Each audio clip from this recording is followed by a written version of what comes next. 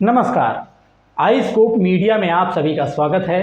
देश और दुनिया की हर खबर को जानने के लिए सब्सक्राइब करें हमारा चैनल। केंद्र सरकार द्वारा आर्थिक रूप से कमजोर वर्ग यानी EWS के लिए दाखिले और नौकरियों में 10% आरक्षण देने के फैसले को सुप्रीम कोर्ट में चुनौती दी गई है। इस पर मंगलवार को सुप्रीम कोर्ट में सुनवाई हुई। एक वकील ने कहा कि केंद्र का यह फैसला कई मायनों में संविधान के बुनियादी ढांचे का उल्लंघन है और आरक्षण के संबंध में 50% की सीमा का भी उल्लंघन होता है। एक वकील ने दलील दी कि EWS के लिए कोटा धोखाधड़ी और पिछले दरवाजे से आरक्षण की अवधारणा को नष्ट करने के लिए एक कोशिश है। वकील ने यह भी कहा कि इसमें अनुसूचित जाति, अनुसूचित जनजाति और अन्य पिछड़े वर्गों की श्रेणियों से संबंधित गरीबों को शामिल नहीं किया गया है, जिसका मकसद क्रीमी लेयर धारणा को नाकाम बनाना है।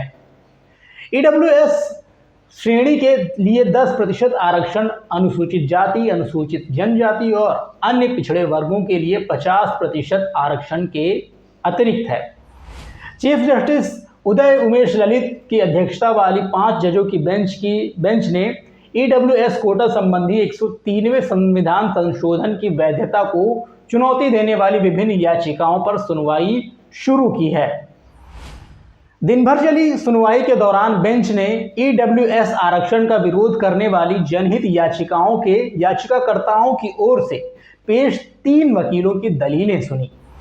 शिक्षाविद मोहन गोपाल ने दलीलों की शुरुआत करते हुए बेंच से कहा, EWS कोटा अगड़े वर्ग को आरक्षण देकर छलपूर्ण और पिछले दरवाजे से आरक्षण की अवधारणा को नष्ट करने की कोशिश है।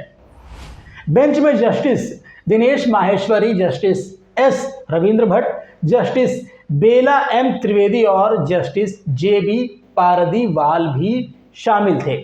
सुप्रीम कोर्ट में कहा गया, जो नागरिक शैक्षिक और सामाजिक रूप से पिछड़े होने के साथ साथ SC और ST हैं, वे आर्थिक रूप से कमजोर वर्गों में आने पर भी इस आरक्षण का लाभ नहीं ले सकते हैं।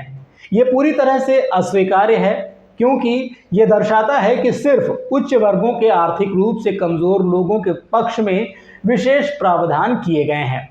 एक याचिकाकर्ता की ओर से पेश वरिष्ठ वकील मीनाक्षी अरोड़ा ने संवैधानिक योजनाओं का जिक्र किया और कहा, आरक्षण वर्ग आधारित सुधारात्मक उपाय है जो लोगों के एक वर्ग के साथ किए गए ऐतिहासिक अन्याय और गलतियों को दुरुस्त करता है और सिर्फ आर्थिक मानदंडों के आधार पर ऐसा नहीं किया जा सकता है।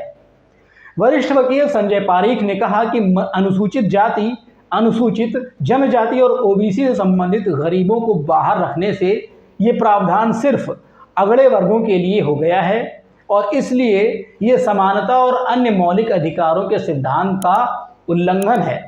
इस मामले में सुनवाई बुधवार को भी जारी रहेगी।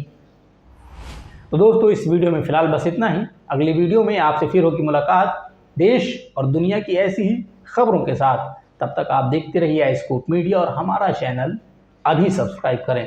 नमस्कार।